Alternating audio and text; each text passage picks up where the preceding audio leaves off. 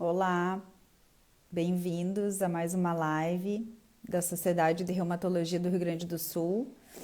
Nessa noite bastante fria aqui no Rio Grande do Sul, nós estamos fazendo uma live sobre doenças reumáticas e o frio, né? Para ver, informar o que é mito, o que é verdade e quanto realmente elas influenciam na qualidade de vida das pessoas que têm doenças reumáticas.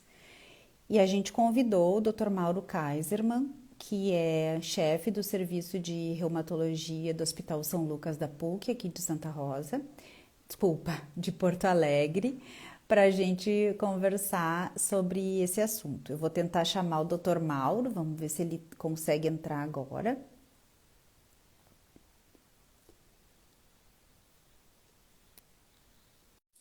Tomara que ele consiga agora. Bom, os pacientes com doenças reumáticas, eles costumam se queixar muito. Oi, doutor Mauro. Agora deu certo. É a primeira vez que eu uso essa coisa. Ai, mas o senhor vai adorar. Muito obrigada por o senhor estar aqui com a gente, obrigado pela sua disponibilidade, tanto desse tempo para conversar aqui com os nossos seguidores, com os nossos pacientes, com os nossos os familiares dos nossos pacientes, e também por o senhor aceitar esse desafio de entrar aqui no Instagram e fazer uma live, né, diferente, porque a gente está acostumado com outras plataformas, né, doutor? Exatamente. Mas vai ser muito legal. Isso foi o probleminha inicial, mas agora deu tudo certo. Para mim é um grande Isso. prazer estar aqui, conversar contigo, conversar com todo o pessoal que está assistindo. Muito bem. Doutor Mauro, eu estava introduzindo, né, contando para o pessoal que está nos assistindo que o senhor é o chefe de serviço de reumatologia do Hospital São Lucas da PUC de Porto Alegre, então eu gostaria que o senhor nos contasse um pouquinho do doutor Mauro e se apresentasse para quem não lhe conhece ainda, porque a gente tem seguidores do Brasil inteiro, doutor Mauro, nos assistindo aqui, certamente na live que vai ficar gravada vão nos assistir ainda. Muito bem. Então vou me exibir um pouquinho. Tá? Isso. Eu me formei em 1966, na primeira turma de uma faculdade, na época Faculdade Católica de Medicina de Porto Alegre, que foi criada para ocupar a Santa Casa, porque a Faculdade Federal ia se mudar para o Hospital de Clínicas. Então, criaram uma faculdade para que houvesse a permanência de um ensino dentro da Santa Casa. E foi nessa turma que eu entrei, na primeira turma. Formei em 66, fiquei 3 anos no Rio de Janeiro, fazendo medicina interna e reumatologia. Voltei para Porto Alegre, não voltei para Pelotas, que era a cidade onde moravam meus pais. Fiquei em Porto Alegre pela atração por um centro maior e pelos convites que eu recebi na ocasião. E depois de alguns anos, eu acabei entrando na PUC, foi em 81, e até 2015 eu fui o chefe da disciplina de reumatologia Da faculdade. da Faculdade de Medicina da PUC. E, desde o início, o chefe de serviço. O chefe de serviço eu continuo até hoje, mas em 2015 eu saí da disciplina, mas me mantenho dentro do hospital. E nós temos a residência médica, eu não sei exatamente que ano, mas certamente em 85, no máximo, talvez tenha sido. E residentes da primeira, segunda turma permanecem conosco até hoje no serviço, como Que legal. reumatologia. Então, Uma bela trajetória. E só mais uma coisinha, aí é para me exibir mesmo.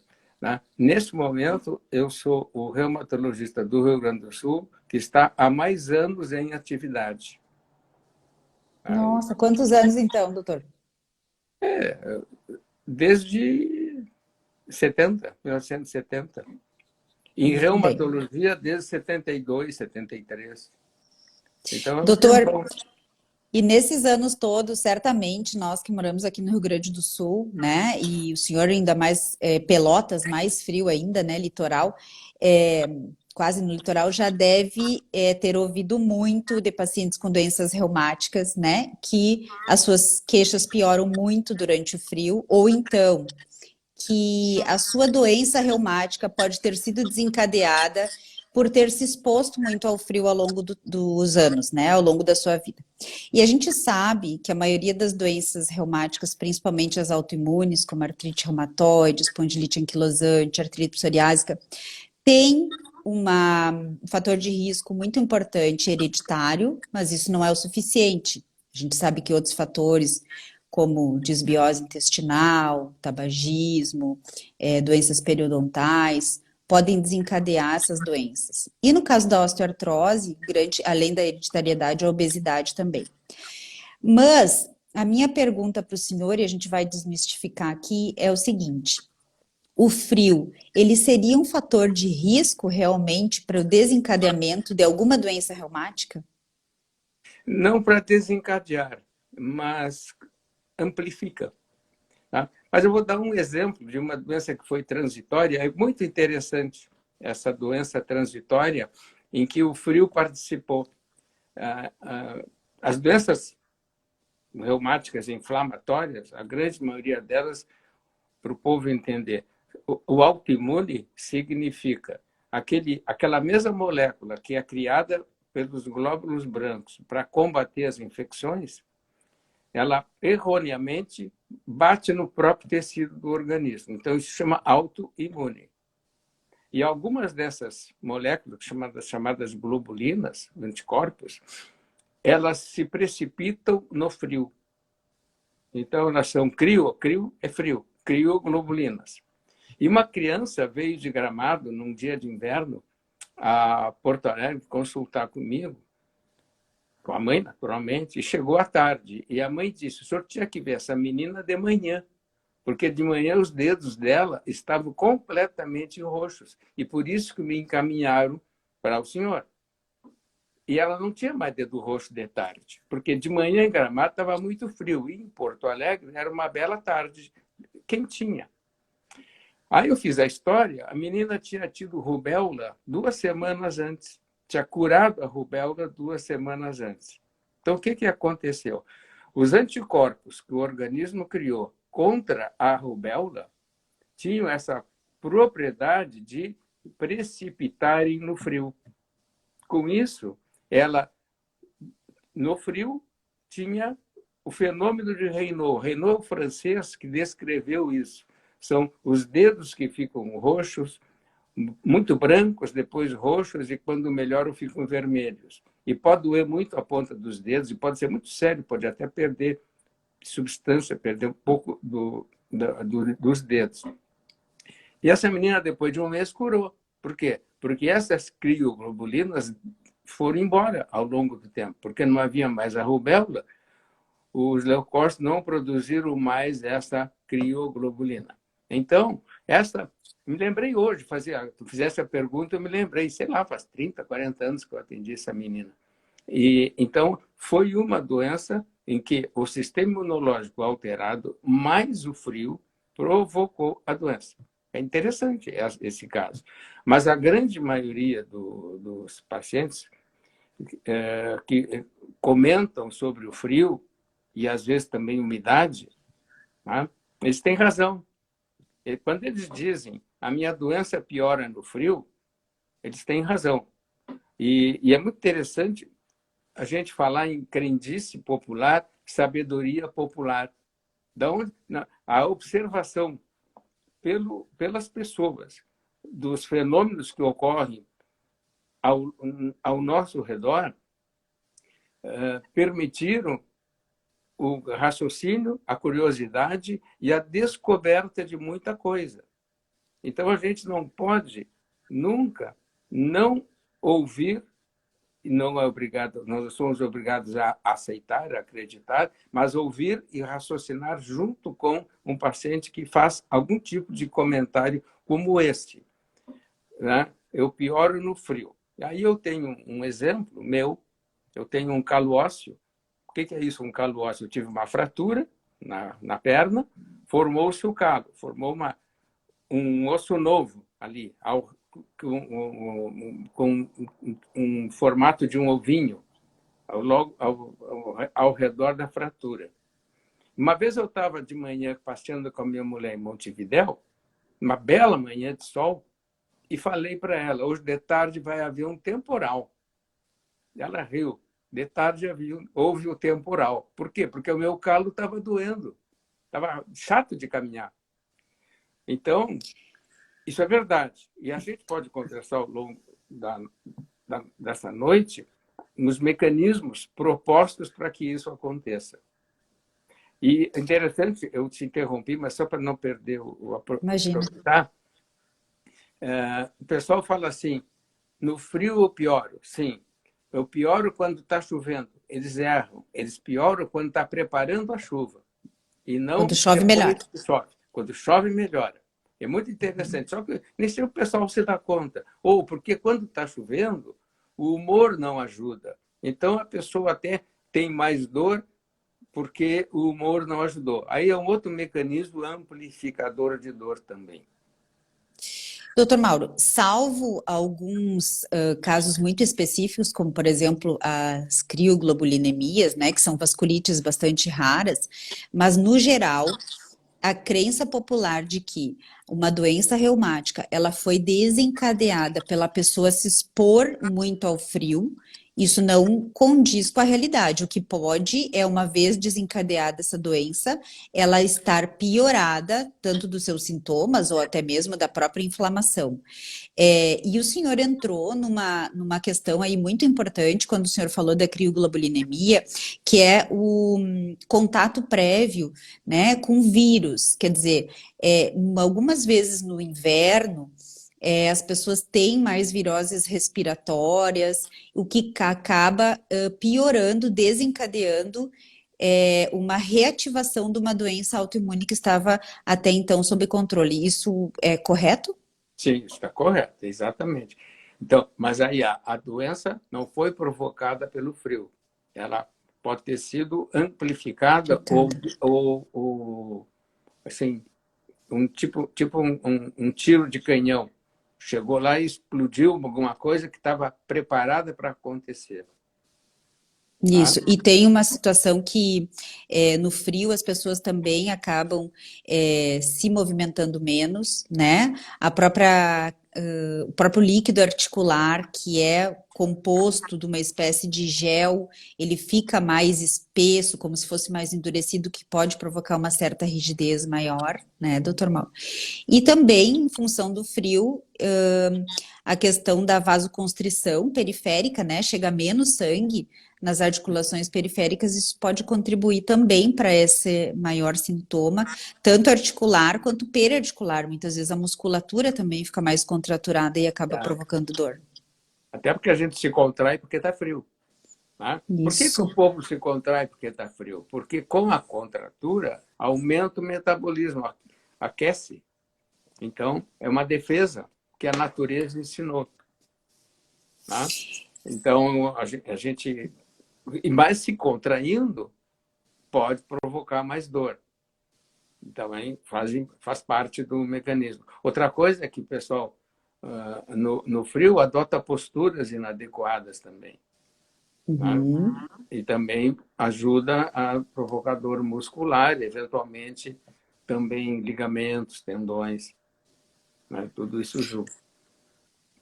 Eu acho que um dos grandes desafios das pessoas que têm doenças reumáticas crônicas é manter a sua atividade física, né, doutor Mauro, durante principalmente período de inverno, em função de muitas vezes ser um dos fatores de controle também da dor, né, e da mobilidade, diminuindo rigidez e tudo. Que dicas o senhor daria para as pessoas que têm dor crônica conseguirem manter a sua atividade física durante o inverno, os períodos mais frios?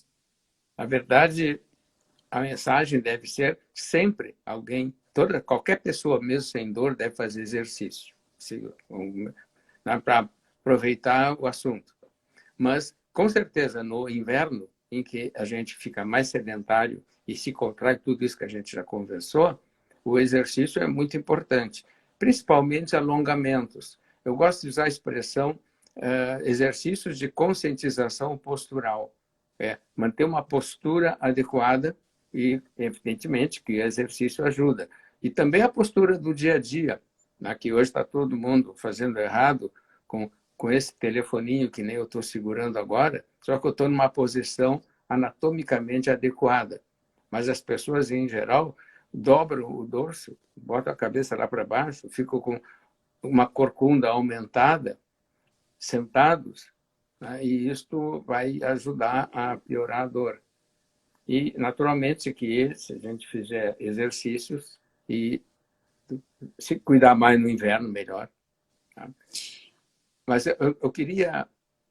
Fala. Não, pode falar, Fala. doutor Mauro. Tá. Pode, fica bem à vontade. Há muito tempo eu li, eu estou querendo me lembrar mais ou menos, mas mais de 30 anos. Muita coisa que eu lembro até do tempo da residência, 50 anos atrás. Eu lembro que eu li um artigo, eu estava procurando essa história da dor no inverno, a dor no frio. E achei um artigo, lá eu acho que foi 80 e poucos, mas muito interessante. A hipótese, e tudo que se fala até hoje sobre frio e dor, há muita hipótese. Não é todo, muita coisa está confirmada. Os autores aquele artigo, eles sugeriam que havia trocas iônicas. O que são isso? Por exemplo, o potássio e o sódio, que passeiam no sangue e entram dentro das células e são necessários para o funcionamento adequado do organismo, eles são íons, eles têm carga elétrica. E o sódio fica fora da célula e o potássio fica dentro. E a ideia é que, quando está preparando chuva, há alterações iônicas na atmosfera, cargas elétricas na atmosfera. Por exemplo, o exemplo bom é o relâmpago, e isto faria essa troca do sódio e potássio. Isso é que provocaria uma maior sensibilidade à dor. Né? Quando nós combinamos que eu conversaria contigo a respeito desse assunto, eu me lembrei desse artigo. Nunca procurei agora alguma coisa, não achei mais nada com trocas iônicas, especificamente sódio e potássio. Mas a hipótese de que as cargas iônicas da atmosfera modificam alguma coisa no organismo continua valendo. Tá? E depois que desaparece essa troca de cargas iônicas, que acontece num temporal, por exemplo, preparando temporal, né? Aí estabiliza a atmosfera e, com isso, não doeria mais, ou pelo menos não doeria tanto, que é o que a gente vê, que depois que começou a chuva, melhorou a dor. Não quer dizer que passou, mas melhorou. Até porque essas pessoas se sentiram dor, porque elas tinham um mecanismo para ter dor, uma doença qualquer que provocasse dor. Então, a dor não precisa desaparecer, só não dói tanto depois que começa a chuva. Isso aí. A pressão atmosférica, né? Ela exerce, tem até alguns pacientes que se queixam de dores em cicatrizes cirúrgicas, algumas cicatrizes mais extensas, nessas trocas de pressão atmosférica. Doutor Mauro, voltando um pouquinho ainda para o exercício, que eu acho que é uma orientação muito importante que a gente tem que dar para as pessoas aqui, aqueles pacientes que sentem dor ao iniciar o exercício ou estão sentindo dor ao repouso, o senhor indica usar algum analgésico alguns minutos antes do exercício para conseguir suportar e pelo menos iniciar o exercício melhor? Vai depender de cada caso. Por quê? Porque a dor é uma defesa. A dor, por que dói? Tá? Se a gente for pensar em qualquer outro animal que não seja o ser humano, o Homo sapiens, todos os outros animais, se não houver a dor, eles não têm o aviso de que há um problema acontecendo. Né? Teoricamente, nós não precisaríamos de dor tão forte, mas isso aí eu acho que eu daria para chamar de uma falha da natureza. Então, a dor devia ser sempre fraquinha, só para avisar que tem problema, há um problema que te cuida. Então, se alguém fizer um exercício que provoque dor, teoricamente, eu não digo nem teoricamente, ele não deve fazer aquele exercício no grau que está fazendo, ou a repetição, ou a força que está utilizando, o peso que agarrou, ou alongamento exagerado. Então, o limite é a dor. E é isso que a gente fala para os pacientes. Né? Faz o exercício, o limite é a dor. E isso é muito importante que seja considerado. Eu acho importante essa relação médico-paciente bem estabelecida, porque cada médico conhece bem o seu paciente e consegue estabelecer o que naquele momento o paciente pode ou não pode fazer, até onde ele pode avançar ou não, né? Então, tem pacientes que têm doenças mais leves, com pouco comprometimento articular, por exemplo, e que precisa reforço muscular. E o reforço muscular, uma vez que o paciente está sem fazer exercício e começa a fazer exercício, ele pode sentir um pouquinho de dor, né? Mas essa não é uma dor que seja uma dor patológica, uma dor perigosa. Então, eu acho que essa relação médico-paciente é bem importante no estabelecimento do que fazer. Doutor Mauro, o senhor comentou antes, vamos voltar um pouquinho sobre a história, a doutora Tamara Mussini que está falando aqui, mas tem que ensinar a diferença da dor muscular pelo exercício e a dor alerta. Isso mesmo, Tamara. Isso é uma É, fonte de. É é, um, é que eu pode ia falar, dizer, doutor. é que eu ia dizer, mas não quis interromper. Né?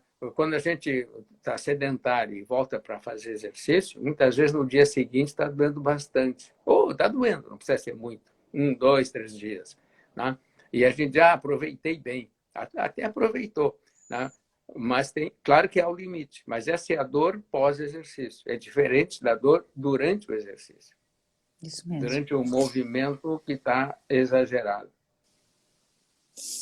Doutor, no inverno, né, em que os pacientes têm, então, piora das suas dores reumáticas, suas dores articulares, é, é muito importante prevenir doenças infecciosas, né? Justamente para não recidivar, né, aquelas doenças que estão em remissão, principalmente as autoimunes. E aí entra a questão da vacina, né, das calendário vacinal, as recomendações que a gente tem, tanto da Sociedade de Reumatologia Brasileira de Reumatologia, quanto sociedades internacionais, a questão da vacinação. O que o senhor orienta, doutor Mauro, para os pacientes com doenças reumáticas, especialmente as autoimunes, com relação às vacinas? Todo paciente, principalmente hoje, né, hoje, na atualidade, com essa história toda da pandemia, né, se alguém vier consultar comigo porque tem uma dor lombar banal que vai resolver rapidinho, diminuindo o volume da barriga, fazendo exercício, alongamento, hoje eu pergunto, para todas as mulheres eu pergunto, tem ido ao ginecologista todos os anos? E agora acrescentamos uma outra questão, tem se vacinado? Né? Já o paciente que tem uma dessas nossas doenças mais sérias, as tais doenças autoimunes, só para o pessoal se situar, tipo lúpus, artrite reumatoide, esclerodermia, esses pacientes, quando chegam, a gente tem que organizar as vacinas. Por quê? Porque eles têm possibilidade de precisar usar medicamentos que diminuem a defesa normal às infecções. Então, eles têm que estar vacinados. E isso é importantíssimo. Então, para todo esse pessoal, candidato a usar um remédio que a gente chama de imunossupressor. E Isso. esses imunossupressores são muito bem orientados pelos reumatologistas, são todos experientes. A gente usa com muita tranquilidade, sabemos como usá-los. Eles nunca vão fazer mal, ou raramente vão fazer mal, mas a vacina é importante. E a gente previne com vacina doenças graves, né? As doenças mais leves, não é realmente o que se propõe a vacinação. Só para lembrar, agora nesse período, né? É importante então revisar o esquema vacinal com relação à influenza, a vacina o pneumococo, né? Que é faz primeiro a vacina pneumo 13 e depois a 23, e depois repete mais uma dose de 23, 5 anos depois ou depois de 65 anos. E para pessoas com doenças reumáticas, de uma portaria do Ministério da Saúde de dezembro, a gente tem uma vacinação, a quarta dose para os pacientes com doenças autoimunes, então, né, do Covid, então, quarta dose da vacina do Covid. Então, essas são as vacinas que estão agora, a gente está de olho nesse período agora de inverno, que é importante revisar, né, doutor? Eu queria falar do inverno de novo, vou contar mais uma. E foi em aula, então imagina quanto tempo faz. E eu não esqueci. Eu não me lembro, é evidente que a gente não lembra toda a aula, Eu não me lembro se o professor explicou bem. Também naquela época se sabia de imunologia que se sabe hoje, nada a ver, água e vinho. Tá? Mas ele contou de um experimento que fizeram, que colocaram duas aves em gaiolas. Uma ave, olha o que fizeram com a coitadinha, ela estava com as pernas, as patinhas dentro d'água, a outra não. E essa que tinha a patinha dentro d'água, depois de alguns dias, não sei quantos, eu não, nem sei se o professor contou, adquiriu uma infecção e a outra não. Tá? Mostrando que o sistema imunológico no frio Na funciona umidade. pior. Tá? E, então, o que significa que a gente não tem que ficar aguentando o frio, tem que se agasalhar, tem que ficar quentinho. Evitar que fique com uma infecção, porque levou uma baita chuvarada, volta para casa, não se cuida, esse tipo de coisa. Interessante isso. Então, mais alguma coisa para a gente conversar a respeito do frio e umidade?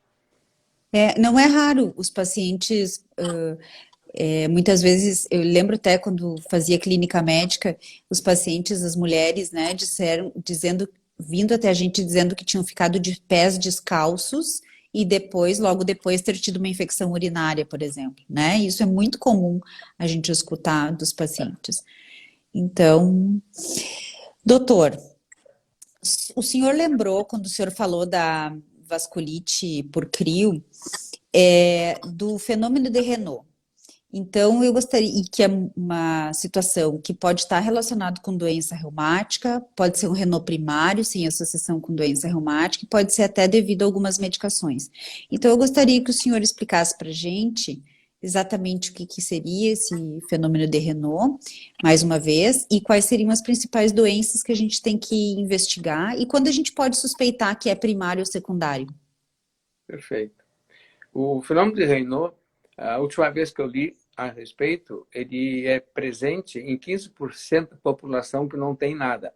Simplesmente um Raynaud. Então a gente chama de primário. Ele veio, vai ficar e ele não está acompanhando uma doença qualquer. Então ele é primário. Essa menininha que teve o Raynaud transitoriamente após a rubéola era secundário. Só que a sorte dela era numa doença infecciosa que curou. Então foi transitório. E o fenômeno de Renault, que eu já tinha comentado, primeiro, os dedos em geral ficam brancos. E pode ser um dedo, só dois, três, né? Totalmente assimétrico, uma mão mais que a outra.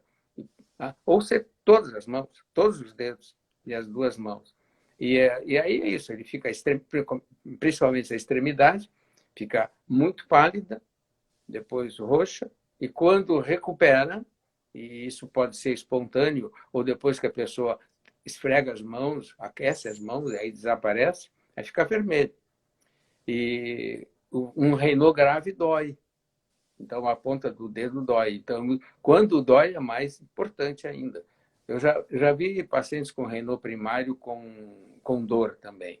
Mas, muitas vezes, a gente vê no Raynaud primário de mocinhas, é muito mais, eu não sei se é mais frequente, é o que a gente acaba vendo no consultório, elas têm, por causa da isquemia, diminuição do sangue na periferia, fica inflamado, o tecido fica sofrendo e inflama, e aí o nome técnico é eritema pérneo, são manchas vermelhas nos dedos, muito raro, não sei, só nos dedos, e próximas juntas, então dá a impressão de ser artrite. E o reumatologista recebe muito dessas moças com a hipótese de lúpus ou de artrite reumatoide, mais lúpus, porque fica parecendo um Raynaud, fica com manchas na pele como se fossem lesões cutâneas do lúpus e mais a artrite. E aí a gente faz uma história, faz uma coisa bem feitinha, faz perguntas e acaba vendo que não, que é só um... E o povo chama de frieira. Né? O povo chama de frieira. No Nordeste, frieira é outra coisa. Né? É outra frieira. No Nordeste, frieira são os fungos no meio dos dedos. É o nome que eles dão lá. Mas, em todo caso, esse é o Fernando Raynaud. E ele a doença mais grave que nós temos com o fenômeno de Renault é a esclerodermia. Ela é bem menos frequente que o lúpus, que é uma outra doença que também provoca fenômeno de Renault, e tem dermatomiosite, pode provocar fenômeno de Renault, mas em geral são lúpus e esclerodermia. E é muito importante que a esclerodermia, o Renault, pode anteceder o diagnóstico de esclerodermia por muitos anos. Não é que não exista já a esclerodermia, só que ela está muito inicial e evoluindo muito lentamente. E se o paciente não contar, se o médico não fizer as perguntas adequadas, esse diagnóstico pode ser mais tardio. Aliás, às vezes bem tardio. Então, é importante que a população se preocupe com o fenômeno de Raynaud. Na E verdade, quem tem fenômeno de Raynaud deveria ser avaliado pelo menos uma vez pelo seu médico, né? E dados da literatura falam que o fenômeno de Raynaud ele pode antecipar um diagnóstico de esclerodermia por até 2 anos, né? Então, muitas vezes a gente pode até suspeitar que seja um Raynaud secundário, mas muitas vezes a doença ainda não está clinicamente aparente para a gente fechar o diagnóstico, né, dessas doenças. E com relação ao eritema pérneo, que pode parecer o Raynaud, né, doutor? O que me chama atenção em alguns pacientes que às vezes fica mais fácil de fazer o diagnóstico diferencial e de acabar muitas vezes nem precisando coletar exames para investigar, é que em cima da junta, onde fica vermelha, fica violácea também e muitas vezes coça, além de inchar e doer. Então, a coceira ou prurido é um sintoma que muitas vezes nos ajuda no diagnóstico diferencial de outras situações clínicas. E muitas vezes à noite. Por quê? Porque as pessoas ou põem luva ou põem as mãos debaixo da coberta e esquenta. No momento que esquenta, começa a coçar. É bem interessante. Então o médico que está habituado com essas situações faz as perguntas certas e acaba fazendo o diagnóstico com mais rapidez. E esses pacientes, a gente fala muito em mulher, porque a mulher muito mais frequentemente tem esse tipo de doença do que os homens.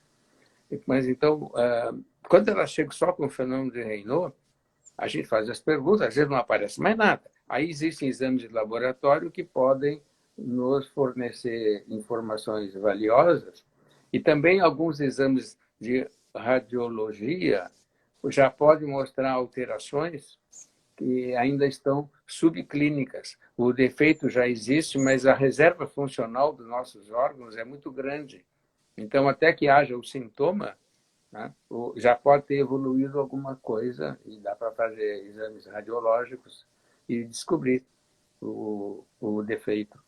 Então, uma vez os residentes lá na PUC faziam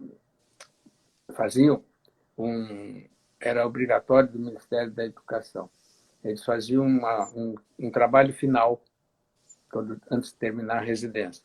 E um deles foi uma doutora, uma residente. Eu sugeri que ela fosse no ambulatório de cirurgia vascular, que na verdade não é cirurgia sempre, né? É ambulatório de doenças vasculares.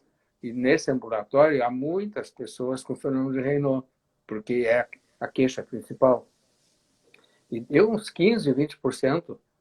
Durante um mês, todas as pacientes ela avaliou.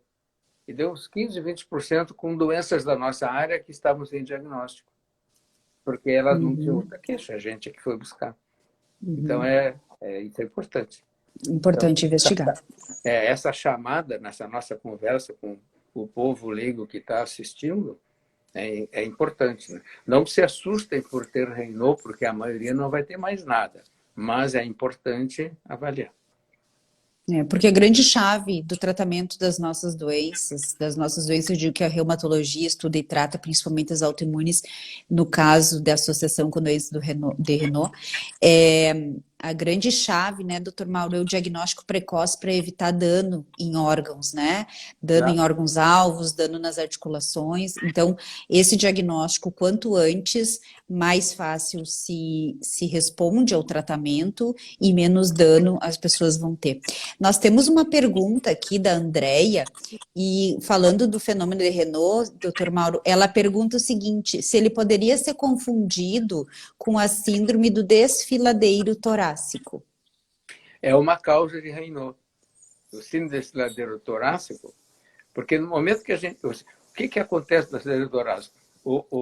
Quando, O vaso, a artéria, a veia e o nervo passam por uma região, mais ou menos por aqui, tá?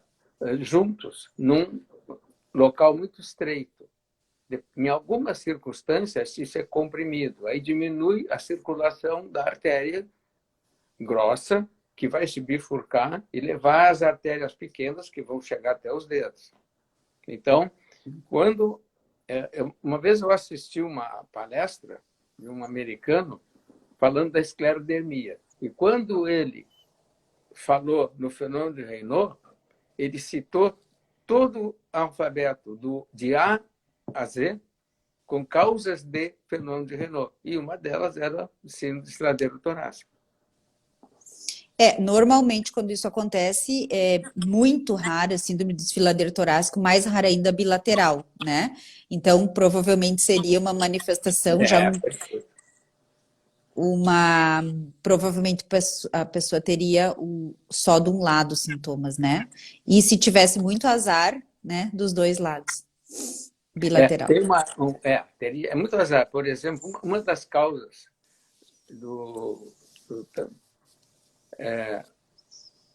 seria assim, uma senhora obesa, com seios grandes, muito encurvada, eventualmente ela comprime os dois ao mesmo tempo. Tá? Mas, certamente, isso seria Muito notícia raro. de jornal. Isso mesmo. Doutor, outro sintoma muito frequente e que piora bastante no inverno são as dores miofasciais, né? Então, o senhor poderia falar para quem está nos assistindo o que são dores miofasciais, que os pacientes costumam não entender esse nome e eles muitas vezes chamam de nervo embolado e cada um tem o seu nome. Exatamente. Aliás, é extremamente frequente, né? Nós, reumatologistas, a gente nem se preocupa mais. Né? O pessoal mostra tendão e diz: meus nervos estão doendo, né? E mostra o tendão. Né? Essa confusão é normal para quem nunca estudou anatomia, não tem obrigação nenhuma de saber.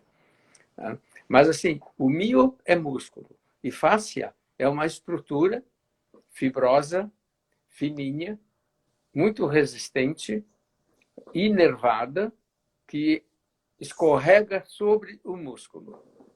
Eu brinco com uma professora de ginástica que cuida muito dos pacientes com exercícios e que se especializou em fáscia, e ela vai uma vez por ano a Berlim, que é o centro deste grupo, e eles dissecam um cadáver. E eu brinco com ela que ela é fascista, né? Porque ela estuda fáscia. Vocês fascistas. E eles, a fáscia está adquirindo muita notoriedade.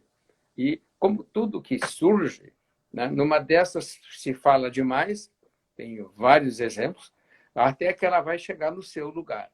Mas é muito importante esse assunto fáscia. Segundo essas dissecções de cadáveres, a fáscia existe ao redor de qualquer órgão. E segundo o grupo que estuda a fáscia, ela é uma só.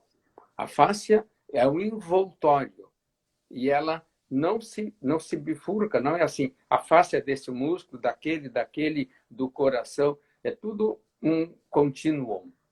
É assim que ela fala, e eles estão baseados em estudos anatômicos. E a fáscia é um tecido fibroso, flexível, mas é tecido conjuntivo, ricamente inervado e que trabalha junto com o músculo. Tá? E quando há um defeito, um problema no músculo, a fáscia trabalha junto, então ela se contrai junto. E ela pode-se aderir ao músculo.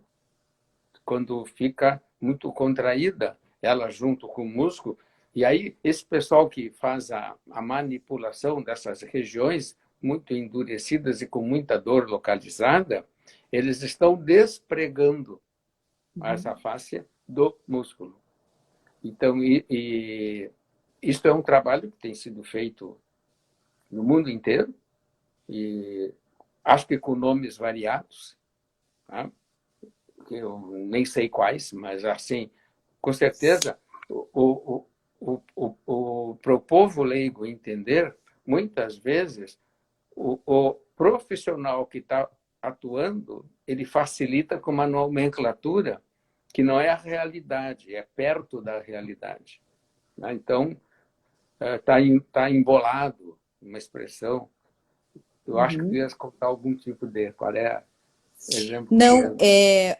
não, os pacientes eles chamam, né? Olha que, porque um dos locais que mais acontece é aqui em cima no trapézio, na cintura escapular, né? Que na verdade quem trabalha muito sentado, trabalha fica muitas vezes contraturado, com má postura e acaba fazendo um nervo embolado nas costas, né? Que na nervo verdade embolado. nada mais é do que uma contratura miofascial.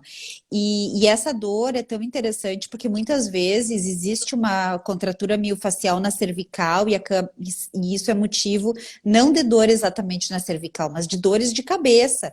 O paciente roda, às vezes o neurologista faz tomografia, ressonância e na verdade o ponto miofascial está localizada na região cervical, na região paravertebral. E o que o senhor estava falando de liberação dessas faces, tem várias técnicas, né, que os fisioterapeutas usam, alguns médicos também, inclusive de infiltrações dentro desse ponto miofascial de xilocaína, enfim, mas o que se costuma fazer dentro da fisioterapia são os agulhamentos, né, que são agulhas parecidas com as agulhas de acupuntura, mas não se usa exatamente os pontos de acupuntura, e sim os pontos onde existem essas contraturas para a liberação dessa miofáscia. Então, mas mais uma vez, eu acredito que assim que esse paciente tiver essa liberação miofascial, seja com agulhamento, com liberação manual, é muito importante esse paciente fazer reforço da musculatura, porque flacidez muscular, especialmente em mulheres, depois dos 40 anos, é muito evidente, é muito frequente naqueles pacientes que usam corticoides, que têm doenças inflamatórias crônicas, isso é sem dúvida nenhuma, é muito aumentada essa flacidez, e a chance de fazer esse tipo de dor. Então, a atividade física, ela é uma forma de também, além daquilo que o senhor falou antes, né, da consciência corporal, de manter boas posturas, faz parte também não só da prevenção, mas também de um tratamento posterior, porque não adianta só liberar o ponto miofascial, a pessoa não fizer reforço, não tiver uma consciência corporal, ela vai acabar refazendo, né. Doutor, tem uma pergunta aqui que eu queria deixar para o senhor, que é o... Desculpa, mas eu não estou conseguindo ler o nome aqui de quem que é. Ele diz assim: boa noite, eu tenho esclerose sistêmica progressiva e vasculite e tive paralisia facial. A paralisia tem alguma relação com essas doenças? Provavelmente.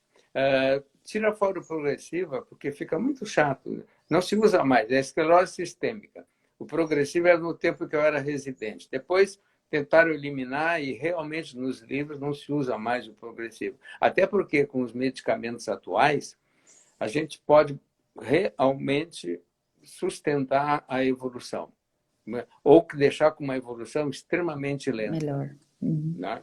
E a vasculite faz parte, porque a vasculite é a inflamação do vaso. Né? A grande maioria dessas doenças nossas, autoimunes, inflamatórias, sistêmicas, quer dizer, muito difusas no corpo, elas cursam junto com o vasculite, com a inflamação de vasinhos. Nem sempre o problema principal, mas com frequência, sim. E existe até doenças que são só vasculite, a doença é só nos vasos. Quando é em artérias, bem mais sério. Então, esclerose sistêmica. E a paralisia facial provavelmente foi ou uma inflamação de vaso do nervo ou uma inflamação direta no nervo. É muito provável, porque se a gente puder juntar todos os sintomas e sinais que uma pessoa tem numa doença só ou em poucas doenças, melhor. Então, eu já tive pacientes com síndrome, com dor intrigênita, porque são 3 nervos, facial é um deles. Isso pode ser, né? Realmente não é uma manifestação frequente, mas eu me lembrei de uma paciente agora, exatamente assim. Evani, obrigada, Evani, pela pergunta. Bom, doutor, eu estou super satisfeita com o que a gente tinha se proposto a conversar. Eu acho que a gente transitou em assuntos muito comuns e corriqueiros do consultório, do que os pacientes nos perguntam, do que a gente comenta quando a gente se reúne, das dúvidas dos nossos pacientes, né? E eu gostaria de saber se o senhor gostaria de falar mais sobre algum assunto, deixar mais Sim, alguma informação. é, acho que é importante isso que eu vou falar, que eu digo para os... Muitas vezes os residentes, eu falo muito para os residentes, porque são médicos de formação, e a gente está lá no hospital acompanhando o trabalho dos médicos residentes junto aos pacientes. Então, esses pacientes são super bem atendidos, porque eles são atendidos por um residente interessadíssimo e depois ainda orientados por um especialista experiente. Então, é muito bom o paciente que está sendo acompanhado num hospital com residência, está muito bem atendido. E muitas vezes eles me contam o início, o fim da história. Eles contam o que está acontecendo com o paciente daquele momento, das últimas 2, 3 consultas. E aí eu pergunto, tu leste como é que começou? Ah, claro que não deu tempo para ler, mas a pergunta que eu faço é provocativa. Por quê? Porque a gente vai, sabendo como começou, a gente vai aprender como é que essas doenças começam. Então, isso é importante.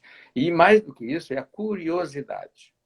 Graças à curiosidade de qualquer profissional de qualquer área, nós estamos falando de medicina, graças à curiosidade, a gente faz para si a seguinte pergunta: por que que isso está acontecendo? Por quê? E esse porquê, eu lembrei de fazer esse comentário, que ficou um pouco prolixo, mas acho que está valendo a pena, porque quando tu disseste, vamos fazer o descolamento, a manipulação miofacial, vamos fazer o agulhamento, seja lá o que for, tá? Nós temos que saber por que que aquilo está ali, tá? Para evitar que volte. Então, é muito importante, e o povo, o paciente tem que fazer essa pergunta para o médico. Ele tem que ser chato. Por que que eu tenho isso? Tá? Por exemplo, os pacientes fazem muitas vezes perguntas a respeito de lúpus, esclerodermia, são doenças que assustavam muito, hoje não preciso mais assustar do mesmo modo, tá? Mas eles nunca perguntam para o médico por que que eles têm diabetes, por que que eles têm pressão alta, mas eles perguntam por que que eles têm lúpus. É interessante. Aí eu estou dizendo isso, afirmando, porque eu pergunto aos pacientes, alguma vez perguntaste para o teu médico por que que tu tens diabetes? Não. Por quê? Porque é uma doença mais frequente, mais conhecida, né? Mais familiar, então não tem uma bruxa atrás. E as nossas doenças, porque até algumas dezenas de anos já, e hoje cada vez melhor tratadas, elas realmente assustavam muito. E ainda hoje, os pacientes chegam, Mauro, não posso ir numa emergência, não adianta. Eu digo, se tiver algum problema de fim de semana ou de madrugada, vai numa emergência. Não adianta, eu chego lá, eu digo que eu tenho lúpus, eles me mandam embora. Dizem, vai para o teu médico. Né? Claro que eu estou exagerando, mas eles se assustam muito porque são doenças Muito uma vez complexas. mais complexas. Uma vez eu escutei de um médico de rins, um nefrologista suíço, que estava num congresso em Gramado, né? Me apresentaram, disseram que era reumatismo. O médico das doenças exóticas. Foi a maneira como ele falou. E as nossas doenças reumáticas são muito enxeridas, elas se metem em vários órgãos, né? Pode ser ao mesmo tempo ou ao longo do tempo. Então, A nossa especialidade é um compêndio de clínica médica, né? A gente é, está sempre estudando todas as especialidades, né? Todas, pulmão, rim, pele. O senhor há pouco tocou no assunto da questão da cirurgia vascular, da angiologia, né? Então, realmente as doenças, especialmente as autoimunes, são doenças multissistêmicas. Bom, doutor, já é quase 8 horas. Eu quero lhe agradecer por ter essa disponibilidade nessa noite de inverno fria, não é inverno ainda, estamos no outono, fria, né? O senhor ter nos presenteado com o seu tempo, com o seu conhecimento. Essa live vai ficar gravada aqui no Instagram e depois vai para o nosso canal do YouTube da Sociedade de Reumatologia do Rio Grande do Sul. E eu quero lhe desejar uma boa noite e muito obrigada mesmo. e eu agradeço o convite, é um grande prazer poder trocar opiniões, informações. É para isso que a gente se formou em medicina, né? Nós estamos aqui por isso. Faz parte do nosso dom, né? Nós gostamos disso. Muito bem. Muito obrigada, doutor. Boa noite, Obrigado. Boa então. noite, pessoal. Até a próxima. Até a Tchau. próxima.